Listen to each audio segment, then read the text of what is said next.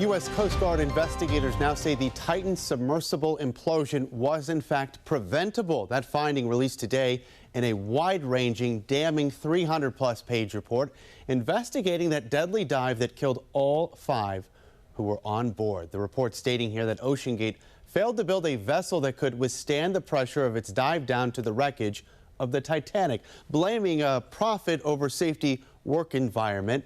And a dozen and more reasons for the disaster, including significant damage found on the carbon fiber hull during previous dives. This video right here shows when the OceanGate employees heard a bang at the moment of implosion. It took more than 7 hours before authorities were notified the Titan was off radar and missing. That report also detailing efforts the company took to avoid any regulatory oversight or criticism. He said I would buy a congressman and make basically the problems would go away.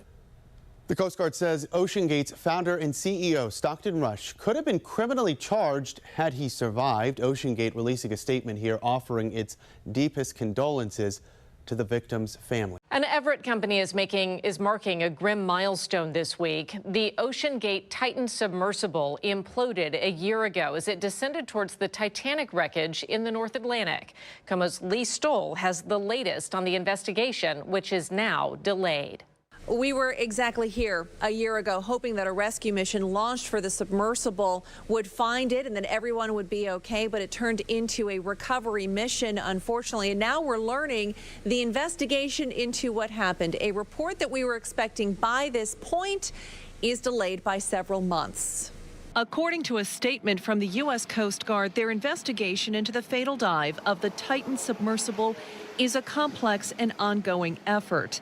Initially, investigators expected a report to be released with their findings within a year of the disaster. That will now be delayed. 5 people were killed when the OceanGate submersible imploded. Company CEO Stockton Rush was among them. The sentence, "we lost comm," I think that would be a sentence I would never want to hear in my life again. The Coast Guard is giving 2 reasons for the delay: the need to contract 2 salvage missions to secure vital evidence and the extensive forensic testing required. OceanGate started taking tourists down to the Titanic on a one-of-a-kind submersible years ago. This was their first safety emergency. OceanGate immediately suspended exploration and commercial operations. We've learned the Maritime Board handling this investigation now plans to hold a public hearing about their findings by the end of the year.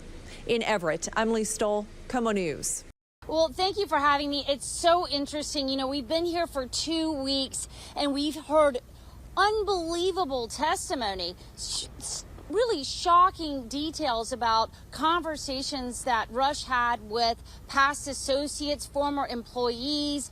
Many people came forward and wanted to talk about these conversations, you know, and they alleged that Rush was trying to avoid regulations with this Titan, that he was looking for a ways around inspection, not flagging it. A lot of things that are just what all of these vessels have to go through. So it was incredibly disturbing for them to hear. So what this Marine Board of Investigation needs to do now with all of these allegations that he was somehow playing this rogue game with people's lives when they were going down in this vessel, they now need to go back and follow that thread and figure out, is there any truth to these allegations? And if it is, who would also know about what was going on in these operations? There were so many red flags and alarm bells that Stockton Rush would have known that something was terribly wrong with the Titan vessel. Now, this is a vessel that had made over a dozen dives already to the Titanic.